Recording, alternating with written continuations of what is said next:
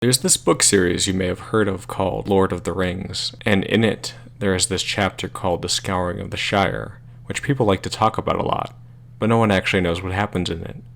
Let's start with the title because I'm about to blow your mind. This guy didn't scour the Shire. These guys did. How do I know that? Because it makes more sense if you actually read it. Also, Tolkien said so. Quote, "The idea of such a chapter was, as Tolkien stated, planned from the outset as part of the overall formal structure of The Lord of the Rings, though its details were not worked out until much later. The book's central theme is going out on the physical quest to destroy the One Ring, to be balanced by a chapter on returning home, on the moral quest to purify the Shire, and to take responsibility for oneself. However, the actual addition of Saruman to this part of the story, as the reason why the Shire should need to be scoured, came very late in Tolkien's composition. So now we know what was scoured and by who, but why does that matter? The problem with the way people think about this chapter is that when they hear that name, the Scouring of the Shire, they imagine Sharky burning fields and piling up hobbit bodies. They use this as an example of the lasting costs of war, which you may not expect in an idealized heroic adventure. But none of that actually happens. Sure, when Frodo, Sam, Merry, and Pippin return to the Shire, things are bad. Saruman and Lotho Sackful-Baggins are running things, cutting down trees, building factories, and all that bad industrialist stuff. Things aren't great, but also if you read the chapter, it's really not fair to say this is an example of lasting consequences either, because almost immediately, the returning hobbits deal with absolutely every problem in short order. Bill Ferny is causing trouble. Bill the Pony kicks Bill the asshole and he's never seen again. The sheriffs arrest the hobbits. They just all get ignored and start helping them instead. Ruffians accost the hobbits at the Green Dragon. They also get scared off by their shiny swords. After that, the hobbits immediately raise the Shire to arms and scour it of all the bad people and bad stuff.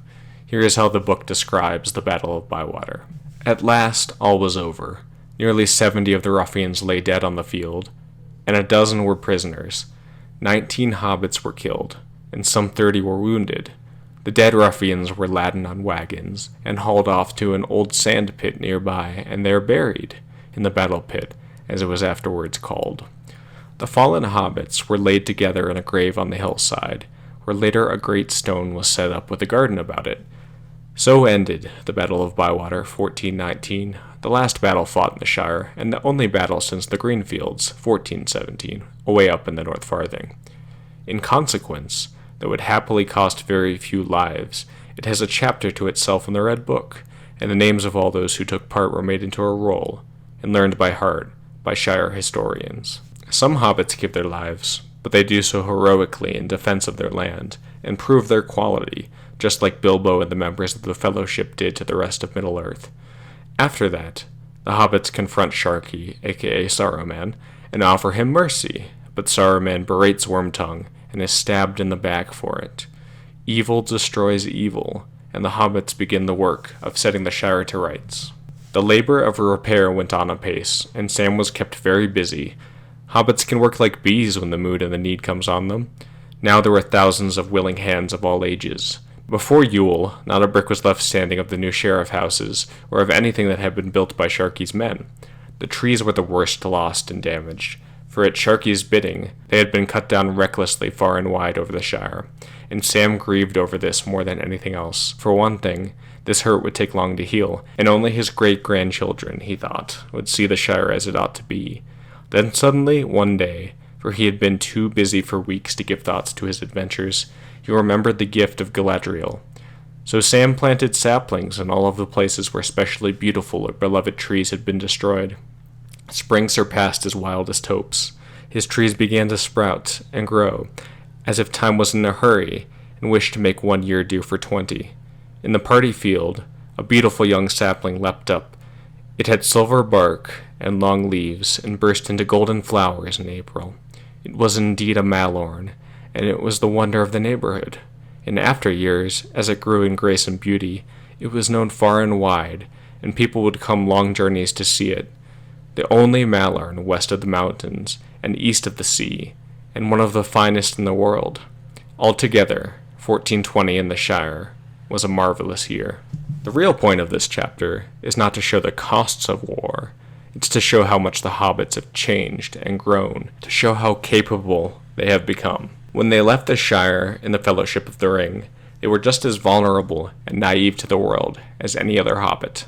When they return, Merry and Pippin lead the hobbits to victory in the Battle of Bywater. Sam leads the rebuilding of the Shire and makes his home better than it has ever been before. There is just one character who changes in a different sort of way, one who demonstrates best that there are indeed lasting costs of war, but most of all, for those who fight it. Frodo. Not all of the changes the hobbits went through were for the good. This is what people should really be talking about when they describe this as a war story. After the Shire is scoured and set to rights, Frodo is made mayor of the Shire, returns to home in Bag End, and everything is great, except it's not.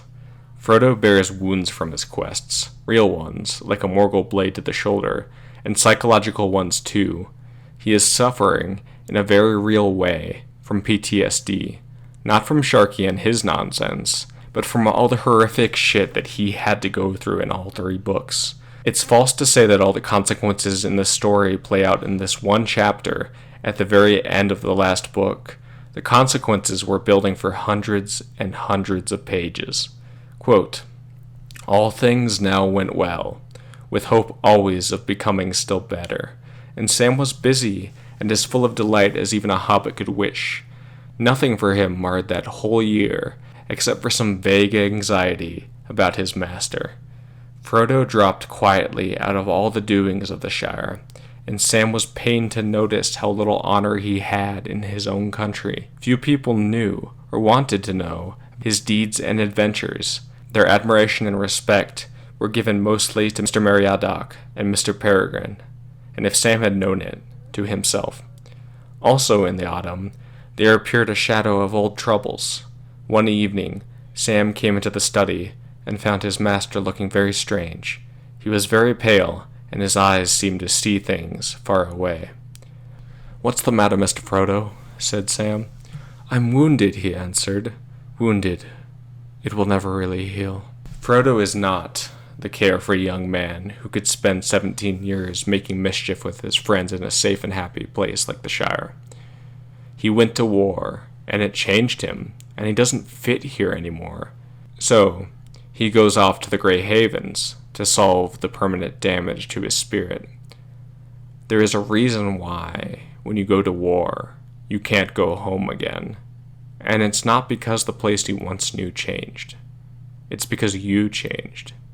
Frodo doesn't fit in the Shire, not because the Shire was scoured and ruined. He doesn't fit because he was scoured and burned by all his trials. If you want a reason why these stories are so much deeper and sadder than they are given credit for, then don't look at Sharky and his mischief. Look at Frodo.